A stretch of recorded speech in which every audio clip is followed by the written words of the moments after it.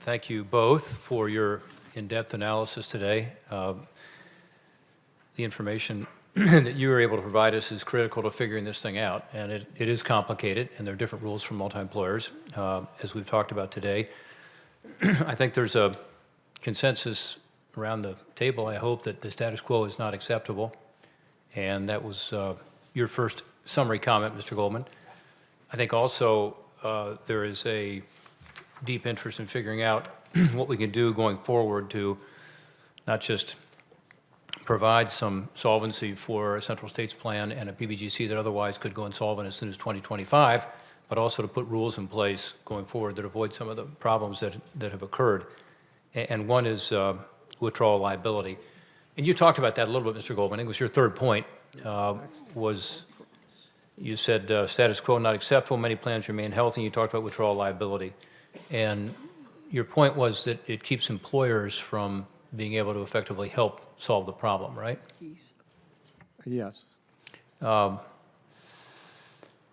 The key question I think we need to spend a lot of time on is to figuring out the extent to which this insolvency is going to drive more employers into bankruptcy and create more issues. And one of the issues that concerns me is that for the roughly 200 employers in Ohio and central states, they would be reducing contributions to other multi-employer plans too, right? Creating a contagion effect, as you all call it, which threatens to compound the entire multi-employer system. And there are many ways this could happen under current law, as is evident from reading your report.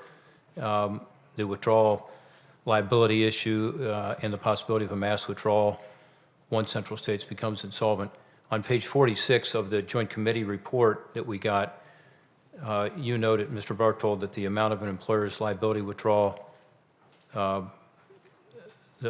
withdrawal liability is in theory determined by the plan sponsor and generally based on the employer's portion of the plan's unfunded vested benefits. However, it's my understanding that the amount of withdrawal liability that employers actually pay is calculated based on their previous contributions to the plan and is payable with interest in annual installments, and that those can last up to a maximum of 20 years. It can also be paid in lump sum based on the net present value of that 20 years.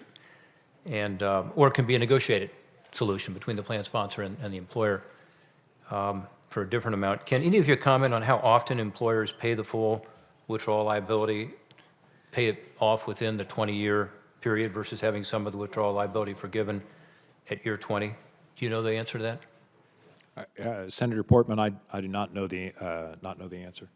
I think it is not uncommon for employers to not pay that full liability. There is a mechanism that has a 20-year payment cap, and after you've paid those 20 years, you're done. And it doesn't necessarily always align with the total amount that you should have paid. So that's another kind of leakage from the process. And sometimes there's a negotiation up front and a lump sum settlement that is often well below the total value of that withdrawal liability, mostly dependent on the ability of the withdrawing employer to be able to pay. So it's better to get something than nothing. Yeah. So it's not uncommon, you're saying, for in that year 20 to have the withdrawal liability forgiven. And in fact, it's leakage, and the money never comes back in.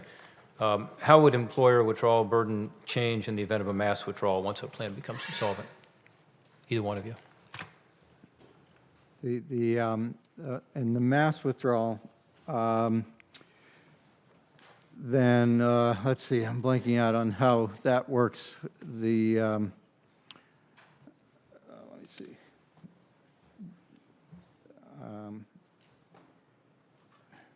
I'll have to get back to you on that one. Right. Yeah, I think when there's a mass withdrawal, there's no 20-year cap on the payment. That's right. There's no 20-year cap, answer. and everybody has to pay up at that point. Yeah, which is very hard to imagine, right? Right. So, I mean, look, we have lots of issues here, but one is, you know, what is the current law with regard to withdrawal liability doing to make these plans even riskier and to take away some of the possibility of us solving this problem. Another question that I'm not going to have time to ask, but I'd like to get an answer in writing if I could, is on the rate of return. You know, what do we assume the rate of return is, which is really the discount rate? And I think in multi-employer plans, it's about 7 to 8%. And how often has that been true? In other words, is part of our problem here just that we have estimated there'd be a much higher return on investment than there actually has been? Yeah, and by the way, on the cap, you're right, the cap goes away and the payment is in perpetuity in theory. Yeah. On the interest rate, one thing to keep in mind is this is a very long-term, pension plans have a long timeline, long investment horizon. So you're funding for people when they join the plan in their 20s and projecting out when they're actually going to get their last payment at death. So the long-term rate reflects long-term expectations and also reflects the investment mix of a plan. So it's unique to a plan, and you know, each plan has to go through a process of assuring that the rate that they select is defensible and appropriate. Representative well- Norcross.